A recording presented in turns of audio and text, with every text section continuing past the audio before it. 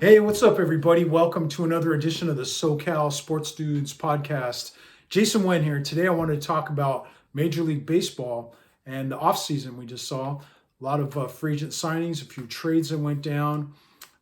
New season underway, so I wanted to touch base real quick on where players went. And we'll start off with the big spenders of the offseason were the Texas Rangers. They got Corey Seager and Marcus Simeon to handle the middle of the infield. And they also added John Gray to their rotation. So Rangers have a new ballpark opening up here. Apparently want to make a splash and get some big names in there to get fans excited about baseball down there in the Dallas region. Detroit Tigers signed Eduardo Rodriguez, starting pitcher from the Red Sox, and Javi Baez, infielder there from the Mets, who of course was the Chicago Cubs World Series hero. So Tigers, last few years have been kind of near the bottom of that, or at the bottom of that division. Maybe now with the young guys they got coming up, I felt it was time to add some high-priced veterans there to kind of help bring things along. So maybe we'll see if it works. They spent some money on a couple of names there and lured them into Tigerland there. The New York Mets signed Max Scherzer to a big deal, 3-year deal, 130 million. They also get two outfielders, Sterling Marte and Jack Canna. Both were Oakland A outfielders. So the Mets also, they almost had the Steven Matz deal, but he kind of bailed on him and went to St. Louis. I don't know how close they were in getting that deal done, but anyway, Mets made a few moves there. The Toronto Blue Jays signed Kevin Gossman from the San Francisco Giants, 5-year 110. Robbie Ray goes from Toronto to Seattle. So Mariners had themselves a top starting pitcher there. Interesting that Kikuchi went from Seattle to Toronto. Of course, not the pitcher that Robbie Ray is, but Toronto's got a pretty solid rotation over there, so Kikuchi could just kind of fill in at the back end of that rotation. See how that works. Chicago Cubs sign Marcus Stroman and outfielder from Japan, Suzuki. So Cubbies made some moves there. They were mentioned to be kind of a possible landing spot for Anthony Rizzo again, but that one didn't quite work out. Rizzo ends up going back to the Yankees. The Dodgers signed Chris Taylor. Solid, versatile player for them. Helped them in their World Series run a couple years ago. Good player. Really fits in well with that team in his ability to play multiple positions. He resigns. Of course, they re-signed Clayton Kershaw also. And big move, they signed Freddie Freeman. So that was kind of a later in the offseason after the lockout had kind of been resolved. They add Freeman to the mix.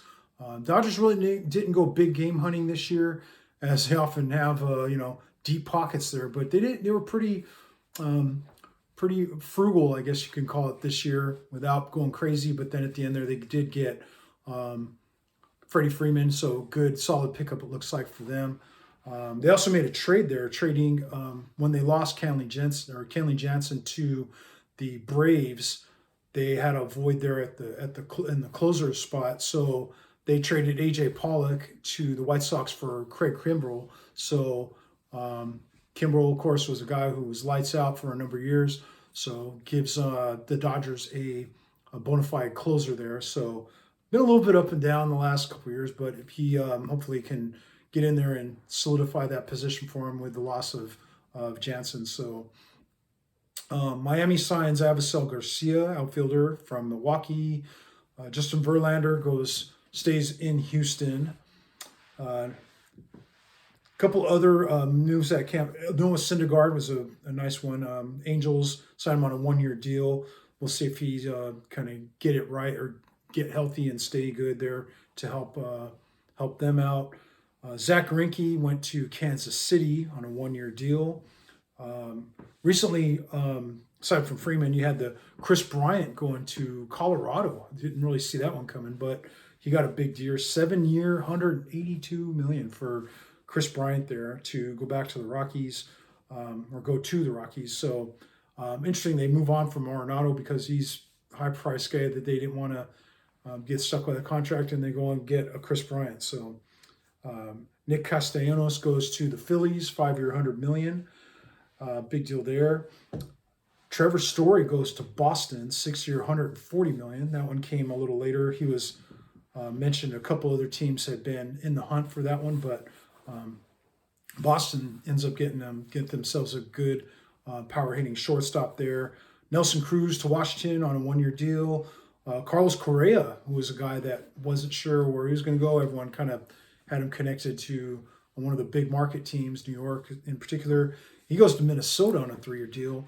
I do believe that has some opt-outs after the first or the second year, so I don't know if he's going to be there the full 3 years.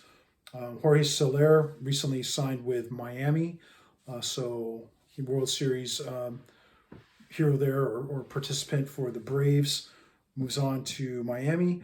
Those are the main free agent moves there. To cover the trade market, the Yankees and Minnesota made a trade. We get Gary Sanchez and Ursula to Minnesota for shortstop and Josh Donaldson. So Yankees active there. They didn't spend a whole lot on the free agent market, but they did make a trade there to fill some holes. Oakland made a couple of moves. They traded Matt Olson to the Braves. That kind of, once that was done, Freddie Freeman the writing was on the wall that it was time for the Braves to move on from them.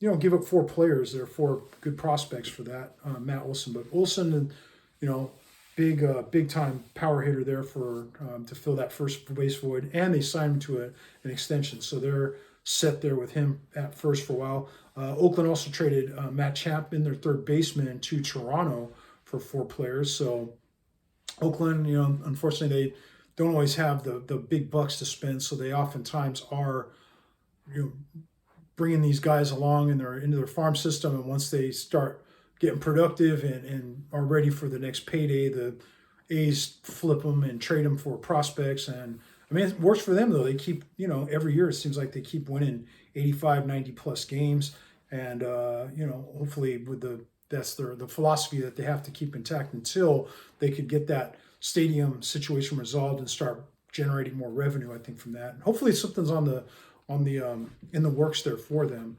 Ideally they could stay up there in Oakland and get that thing done, because otherwise, what are they talking about, this move to Vegas?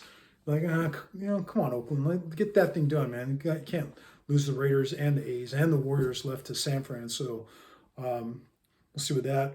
Yankees traded Luke Voit to the Padres for a minor league pitcher.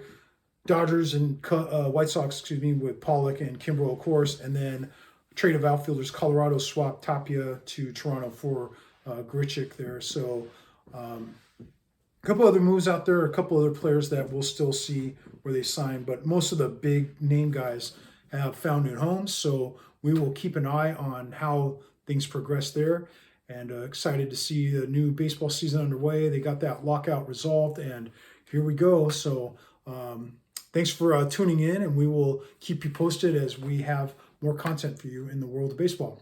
Thank you. We'll talk to you soon.